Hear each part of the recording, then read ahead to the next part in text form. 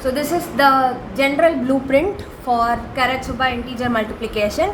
You have two numbers, integers, having n digits each. And supposing both the numbers do not have equal number of digits, you simply add zeros to the left of the smaller number until the number of digits are equal. Now you divide the numbers into four sub-integers, if I may use that term. So your first number is divided into a and b, second number into c and d, which are integers of approximately n by 2 digits each. Now you will compute the partial products AC, BD, a plus b times c plus d, again recursively by dividing those numbers again into half, half, half. The base case of course being when your numbers are single digit, you will directly multiply and return. And if things are still not very clear, don't worry, there is an example coming up. So once your S1, S2, S3, that is your powers, your partial products have been calculated, S1 is nothing but AC, S2 is BD, S3 is A plus B into C plus D. Now once that is done, your final answer is going to be S1 into 10 to the power 2 into number of digits floor division 2 actually. So I'll use this slide actually to explain the formula because there's a small difference. So your answer is going to be S1 into 10 to the power of 2 n floor division 2, and I'll come to the y part of it soon, plus S3 minus S2 minus S1 into 10 power n floor division 2 plus S2. So I'll explain the S1, S2, S3 first and then the 10 powers. S1 is just your AC. As you saw in the second slide, or rather in the first slide, the 10 power 2 or the 100th place is just AC. Again, S3 minus S2 minus S1 is your A plus B into C plus D minus AC minus BD. That is your second partial product. And then your S2 is just BD, which is your units place digit. So that is S1, S2, S3. So now coming to the powers of 10, S2, as you know, it happens to be in the ones place, so there is no power of 10.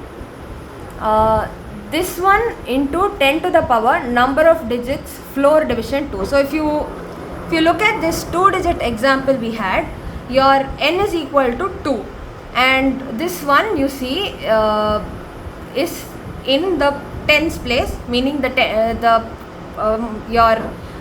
will be multiplied by 10 to the power 1. So if you see number of digits floor division 2 is 2 floor division 2, which is 1, so 10 power 1, and S1 is 10 to the power 2 times n floor division 2. Again your n was a 2, n floor division 2 is 2 floor division 2, which is 1, 2 times 1 is 2, and you see it reaches 10 power 2, which is 100, which makes sense when you compare it with this naive high school multiplication technique. So you will see that for whatever number of digits, however big an integer you take, this formula holds true. So if your number of digits is n, then your S2 will always be at the units place, so there will be no power attached to it.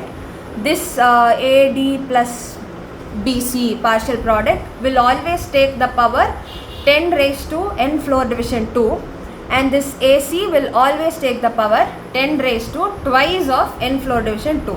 Now there might be a mathematical proof for this, but that is too much math, so we will not go into that within this course. I will ask you to just trust me on this, but you can also take, if you have the patience to do it, you can also take like 4-digit, 8-digit, 16-digit numbers, divide, get the partial products, try combining using this formula, and you will see that it works. So that's the Karatsuba algorithm. You divide the two numbers into 4 sub numbers, calculate the 3 partial products. Keep in mind the number of digits is n, so you will need n floor 2 and twice of n floor 2. Once you have all those values, you will use the formula I mentioned to combine them. So the only difference between the formula given here and the formula I mentioned there is that this formula directly says n, nd is n, the number of digits, and I have mentioned 2 into n floor division 2. Now for it's a very minute difference when your n takes odd numbers, like when you have odd number of digits, there's a difference between this one and that one, and the one I have mentioned, it gives you the more accurate answer. So I would recommend you use 2 into n floor division 2 instead of this one. So yeah, that's the divide step is dividing it into halves. Conquer is single digit multiplication, combining is this formula, and it has been proven that this algorithm is actually less than order of n square. To be precise, it is order of n to the power log base 2 of 3, which is around n power 1.5, 1.6, which means divide and conquer actually helps us do better than n squared when it comes to multiplication.